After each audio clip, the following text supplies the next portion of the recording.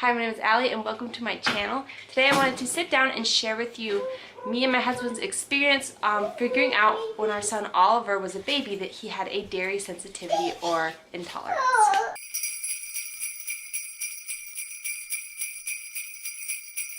And my daughter Tiffany's over here playing on the bed, so you may hear her.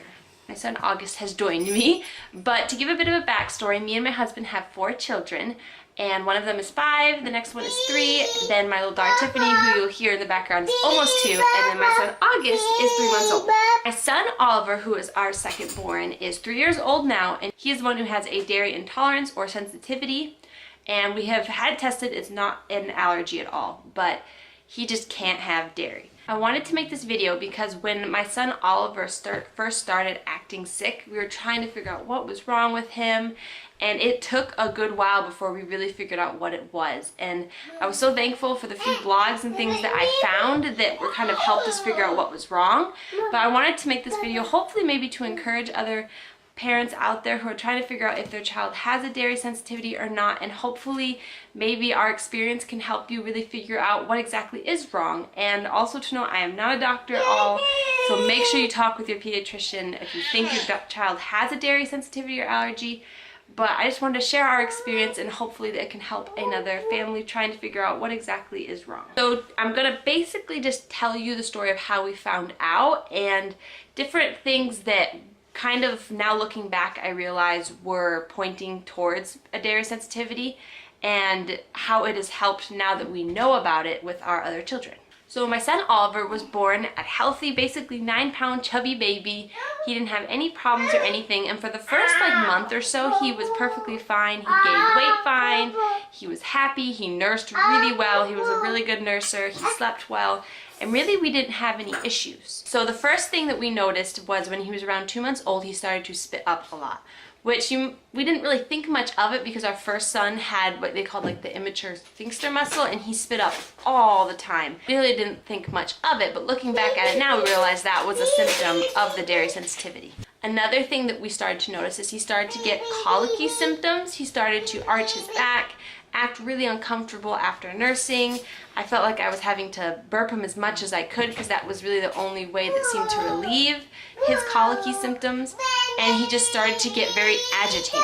The next symptom that we started to notice was that he always sounded really gurgly. He always sounded congested, which I always had the pediatricians look at it. I always had them listen, and they always said his lungs are clear, he sounds fine, but he always sounded gurgly and congested. But we later found out that is a very common symptom of a dairy sensitivity, is the raspy, congested sound. The next thing we started to notice after the colicky symptoms showed up and the raspy, congested sounding showed up and the spitting up showed up was his poop. He started to have a lot of like really loose stool, and something that I didn't notice until I looked back at it later, I realized he never like stopped pooping, which this might sound strange, but usually with newborns for the first like month or 6 weeks, they'll poop a lot, but then it starts to slow down, and sometimes babies become constipated, and it didn't dawn on me that he like never stopped pooping. He would poop all the time, every day, multiple times a day, and it never stopped. And I started to realize, I'm like, he poops a lot. My dog's going to keep going back in the background. But I realized that he pooped a lot, and I started to realize that his poop was starting to get really mucusy, and I started to notice more and more mucus in it, which after seeing that, the colicky symptoms and all of that, we really started to wonder, and we started researching, trying to figure out what exactly it was, and was it really a dairy sensitivity? Was it from the acid reflux? Like, what exactly was it? And so one day when I was changing his diaper, we found blood in his stool.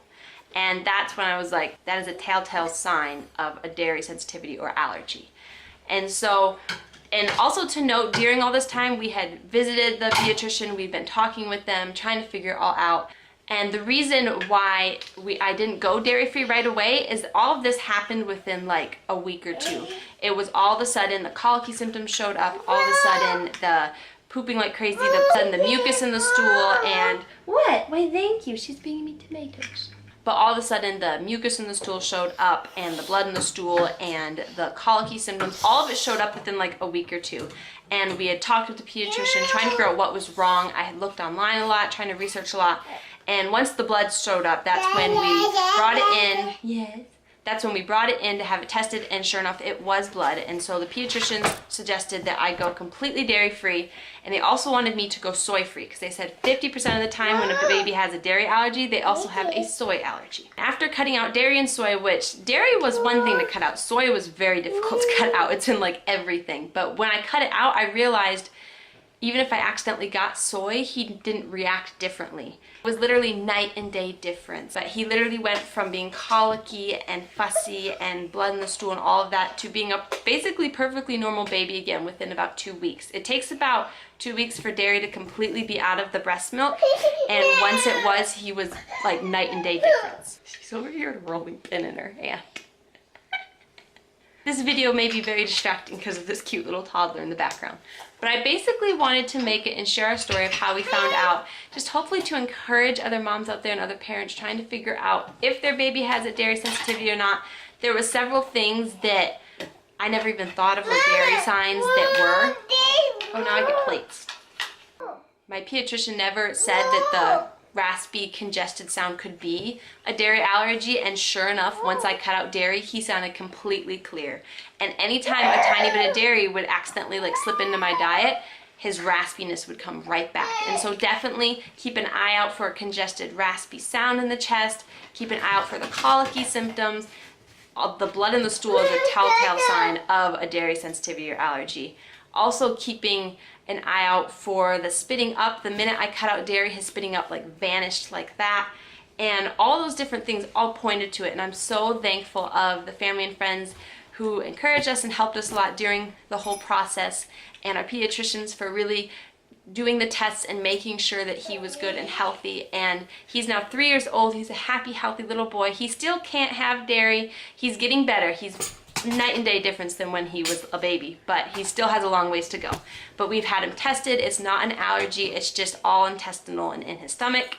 But we are very thankful that God's blessed us with a healthy little boy, and that going through all of that taught me so much of just patience and being there just to comfort him and help him through when he was colicky, when he was crying all the time, and also teaching me to be aware of my diet. It really helped. Once I was really strict being dairy-free, he was so much better. But the other reason I wanted to share it was that once we knew about the dairy intolerance or dairy sensitivity, that with my other children, I knew what to keep an eye out for. And so with my daughter Tiffany, my third born, she was perfectly fine. She can eat ice cream all day. But with my son August, who's right here on my lap, when he was about 3-4 weeks old, I started to notice him starting to spit up a lot. He started to get that colicky kind of arching his back fussiness, and it immediately reminded me of when my son Oliver started showing his signs of a dairy sensitivity. And I was so thankful, because that was one thing that I felt so bad for, was that I feel like he didn't show the sensitivity right away, but I also felt like it took a while before we really realized what it was and got dairy out of my diet. And so this time around, when I started to see those symptoms, I immediately just cut dairy straight out. And I'm so thankful how God provided, and we had the knowledge and the information we did, because it helped him so much. Within a week or two, the spitting up disappeared, the colickiness disappeared, and he started sleeping better, and it has helped him so much. And so I'm so thankful that I knew that ahead of time, because I was able to help him right away and to know what to do. And so I really wanted to make this video hopefully to encourage other moms out there and families that are trying to figure out if their child has a dairy sensitivity or not, and the signs and symptoms to look out for, and also that it helps so much down the road with other children who may or may not have a sensitivity as well. But thank you again for stopping by my channel. Don't forget to hit that subscribe. She fell. Don't forget to hit that subscribe button down below if you like these type of videos and would like to see more, and more of the amusing little toddler back there who is being a goofball. But thank you again for stopping by. Have a great day.